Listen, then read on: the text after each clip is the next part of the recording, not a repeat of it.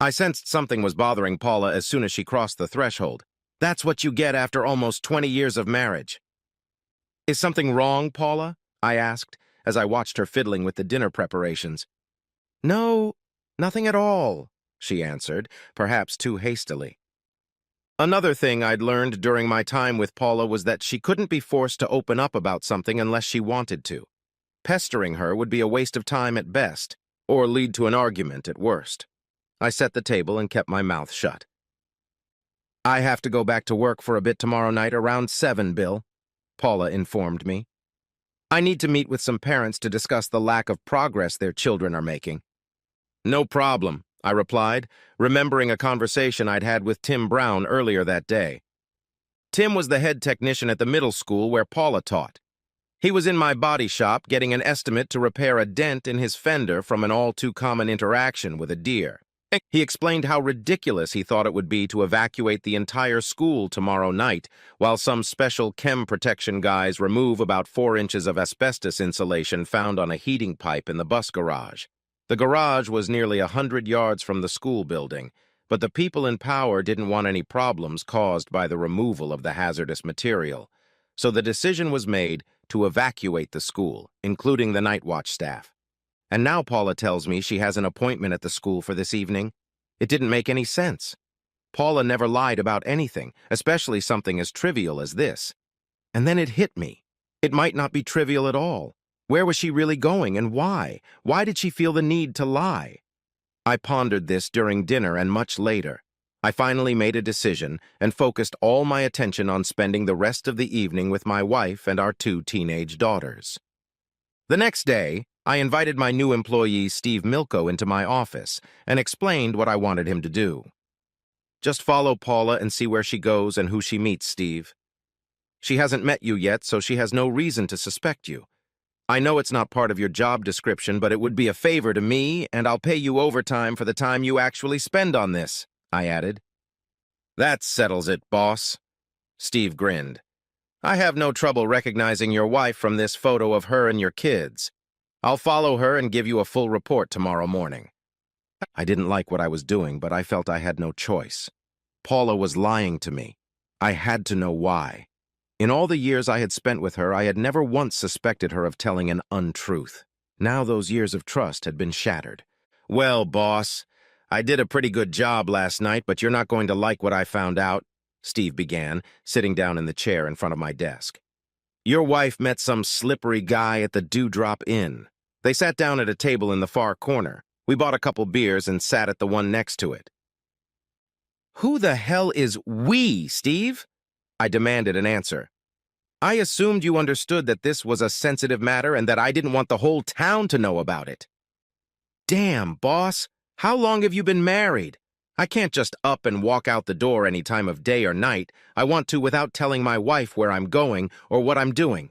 If I try to lie to her, she'll figure it out, and then my ass will be on fire. Once Marcy heard my challenge, it couldn't be left to her. It worked out well because she hears better than I do, and she's a hell of a lot smarter than I am. Although I'll never admit that to her, Steve admitted. Just get on with the story, Steve, I replied briefly. As I sat down, I noticed that the guy had some old magazines on his desk. I couldn't tell what the magazines were, but I know what was in them, Steve continued. This asshole was blackmailing your wife, boss. He told her he'd show the pictures in the magazine to you and your kids, and even send some to your wife's principal if she didn't cooperate. How much money did he ask her for? What were the pictures? How much time did he give her? I quickly asked. What did Paula say to him? Now, boss. Remember, I'm just reporting back. Don't kill the messenger, okay? Steve replied. He told her he wanted her to be his mistress and gave her until Monday to make a decision. Your wife begged him to accept the money, but he only laughed at the suggestion. With all due respect, boss, he told her he wanted to have her whenever he was in the mood. There were no options. I had to hold Marcy so she wouldn't get up and smash the beer bottle against his coconut. She was so hot. I pondered what Steve had told me. Blackmail was easy to thwart. All it required was the truth. What truth could be so horrible that Paula would even consider such a despicable offer? Who is this poor bastard? I don't suppose you heard the guy's name? I asked hopefully. Boss, we got his name. It's Tom. That's what your wife called him, Steve replied. What a load of crap. That rules out Dick and Harry, but there's a lot of shitty men named Tom around here, I grumbled. Can you tell me what he looked like? A smile slowly stretched across Steve's face when he heard my question. I told you Marcy was a lot smarter than me, boss. Before they adjourned their little meeting, Marcy had a brilliant idea. Me getting up so she could take a picture of me on her cell phone. The only thing is, she missed my pretty face and took a picture of the asshole blackmailing your wife. I got it right here. Steve smirked, pulled his cell phone out of his pocket, pressed a couple buttons, and held it out to me. Here's the dude. The picture wasn't the best, but I recognized the man immediately. It was Thomas Mann, an educator since 2000, recently appointed vice principal at the high school where Paula worked. He almost got the job because Paula complained about what she thought was inappropriate behavior between Mann and a freshman last year. He then told Paula in private that she would regret her action. Obviously, he was trying to fulfill his promise. There were a lot of questions. What was he blackmailing Paula with? Why the old magazines? How would Paula react to this threat? Would she come to me for help? Would she give in to the blackmail? I knew the answer to the last question, over my dead body. It was Thursday morning. I had a few days to think about the situation and try to come up with a good solution.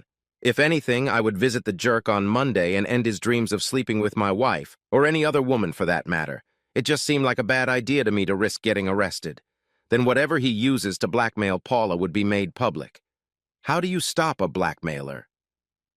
That night, Paula was quiet and preoccupied. Even our daughters noticed it and asked her if something was wrong.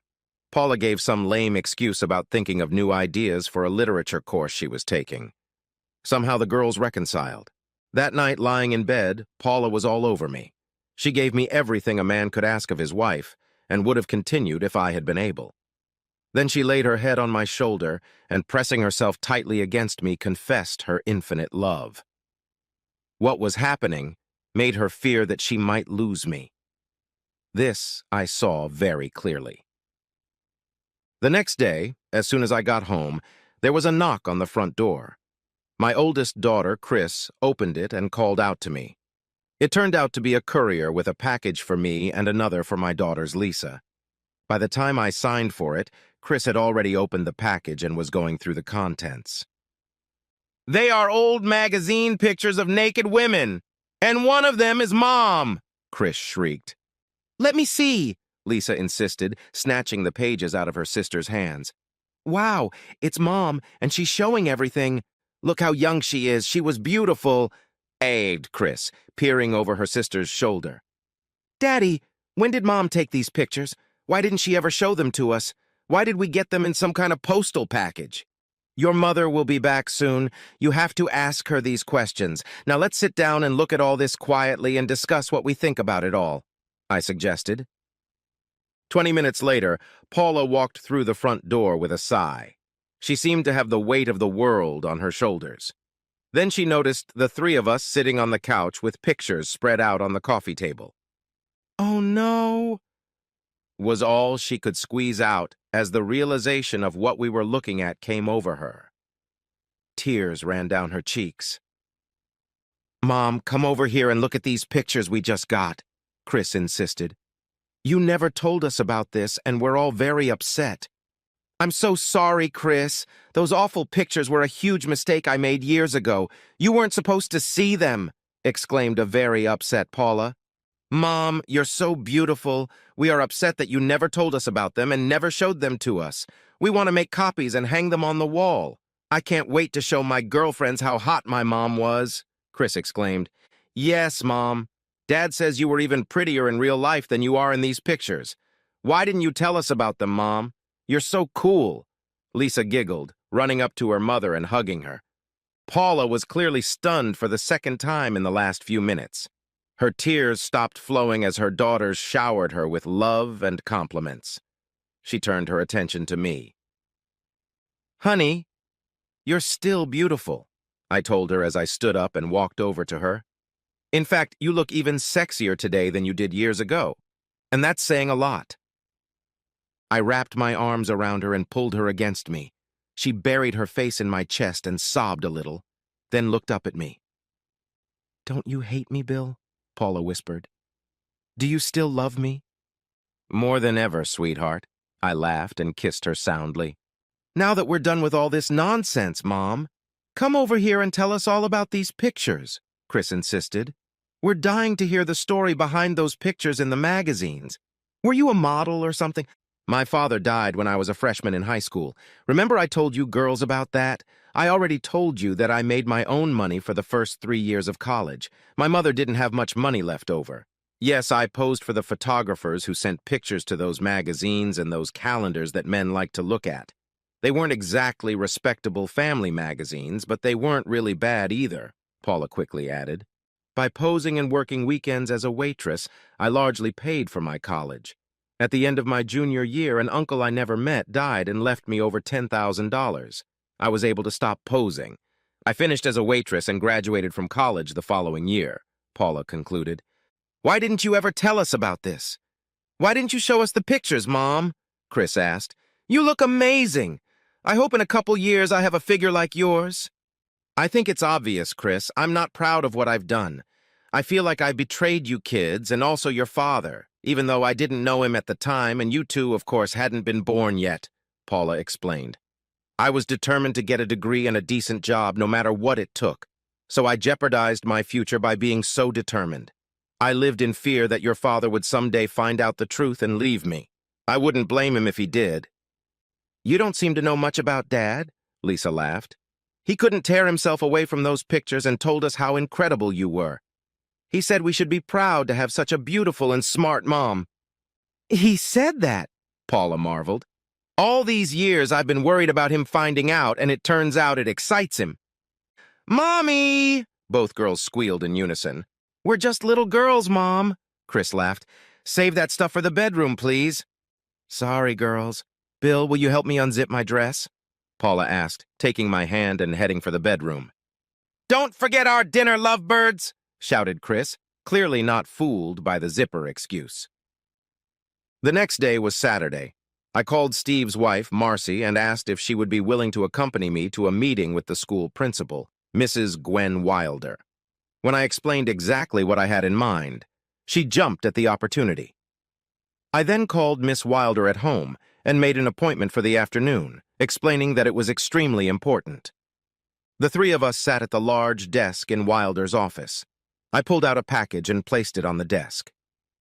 "Mrs. Wilder, I want you to look at these pictures and then listen to a little drama that Marcy overheard," I began.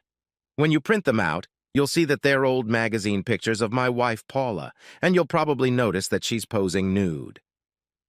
And that she has a damn fine figure," Marcy exclaimed, flipping through the stack. "I'd really like to meet your wife. She's just terrific." "I find it odd that you would bring that to my attention, Bill. Paula had a very good reputation at our school. Her work was excellent, and she received nothing but accolades." "Why risk showing me those racy pictures at all?" Gwen Wilder asked. "Because they exist, Mrs. Wilder. That means they could be used against her at some point in the future, and I'm afraid that could be the very near future," I added. "Paula helped pay her way through college by posing for these magazines. She's not particularly proud of them. They are what they are. You can decide if they violate her contract in any way.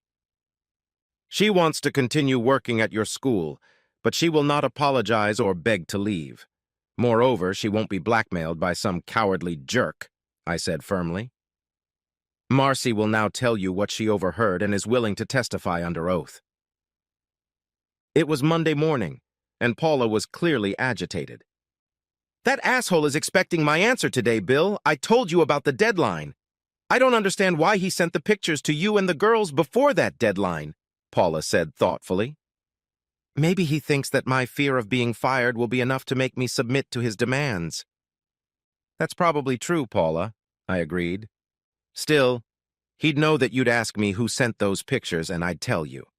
That would seem to put him at some risk and make it less likely that I would agree to his proposal," she reasoned. "Who knows what that crazy bastard is thinking, Paula?" I asked. "Don't try to understand a sick mind." "You're probably right, but I find it strange," Paula continued. "I wonder if I'll get a job after today. Well, there's only one way to find out. I love you, Bill. Thank you for understanding and forgiving me. I pulled Paula tightly against me, kissed her, and opened the door in front of her.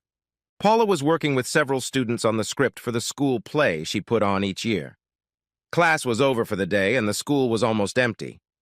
I stood backstage at the back of the stage and just watched. About 15 minutes into the rehearsal, Mr. Thomas Mann burst through the door, swearing like a madman. His anger was directed at Paula. "You miserable bitch! I got fired because of you! I have enough sense to knock some goddamn respect into you! You're nothing but a fucking whore!" he shouted, approaching Paula with a clenched fist. Unfortunately for him, I was ready for something like this and got in front of Paula before he could reach her. Out of the corner of my eye, I noticed the school children scattering in terror. It worked perfectly for my purposes. Mann's surprise was complete. I continued to finish the crazy bastard off right on the floor. Then Mrs. Wilder and the school security guard jumped onto the scene and stopped abruptly, looking first at Mann's prostrate body and then at me. She simply nodded. She then told her security guard to call 911 and get the police and an ambulance. After Mann was wheeled out on a gurney, swearing like an old sailor, Paula took me aside. "Don't treat me like an idiot, Bill," she began. "Too many things don't add up in this mess. You seemed to know what to expect before it happened, and nothing surprised you. You were here because you thought Tom might come after me. When he met with me that night to show me the pictures and try to blackmail me, he only had 2 magazines with 4 pictures in them. He didn't know about the other pictures of me that were in that mailing. You and the girls got every magazine and calendar I had ever been published in. Tom didn't have all of them. I'm pretty sure he didn't. The principal just told me that the testimony of someone named Marcy Milko would be proof that Tom was trying to blackmail me for sex. The only Milko I've ever heard of is some guy you recently hired who I've never met. The only time Tom and I met on this occasion was at the Dewdrop. Now I'm remembering the strange acting couple in the next booth that night. What are you hiding from me, Bill?" Paula demanded. I hoped Paula would never connect the dots. She was too smart to be fooled. I had no choice but to throw myself on her mercy. "Paula, you're not the only one living with a secret all these years. Please listen and try to understand. I had just graduated from trade college and was working my first job. As was the custom back then, guys always hung women's pictures on the walls in the store. They glued them on their toolboxes and just about anything else they could fit on. You were one of those pin-up models. I couldn't stop looking at you. I started buying all the magazines like that, looking for more pictures of you and reading everything I could about you. In one of them, I found out that you were attending a big state college back east. As sad as it sounds, I started traveling to the state capital on weekends, hoping that your college was there and that I would see you in person. There was no real reason to even think it was the college you went to, or even that you went to college at all, I admitted. I had these thoughts that I would find you, and within an hour you'd be naked in my arms. Incredibly, I found you after the soccer game. Remember? It was your senior year and you were no longer modeling, or whatever you call it. You do remember that it took me 2 whole years to finally get you naked and feel you in my arms, right? I was head over heels in love with you long before that. I knew school was closed the night you said you had to go back there, but you were actually dating Mann. My new boyfriend at work was watching you, and luckily, he brought his wife Marcy with him. They heard everything and told me. I sent these pictures to the girls and myself so you would stop being afraid and send Mann to hell. Those pictures were from my personal stash. On Saturday, I took Marcy to the manager's office and told her the whole story. I knew that if Mann tried to show her those pictures, it would be the final proof that he was a blackmailer and she would fire him. I was afraid he might try to get back at you later, so I stayed close to keep an eye on you, I explained. Why didn't you ever tell me you knew about those pictures when we met? Or ever afterward, Bill? Paula asked. I was afraid you'd think I was a pervert or a stalker, and I guess technically I was. Once I found you and realized that as beautiful as your body was, your soul was even better, and I couldn't risk losing you. I was afraid that one day you'd find out I spent 8 months looking for you at Penn College and think I was crazy, I admitted. I just love you very much, Paula. All right. Didn't you risk showing those pictures to the girls, Bill? You realized you could have made them hate me, didn't you? Paula asked. No, it never occurred to me. I made sure I'd be there when they looked at them. I knew they would never hate you. I also figured they would study my reaction to those pictures and use that as a guide. Your girls could never hate you, and neither I nor anyone else had the power to do so. Their reaction was as you saw it. They have a hot mom and I have an awesome wife. I'd love to hear you tell the girls the rest of the story tonight, Bill, Paula said businesslike. They know my secret, and now you're going to tell them yours, so they won't have to live in fear anymore. They'll realize that if I hadn't posed for those pictures, we'd never have met. I just hope you don't scare them away.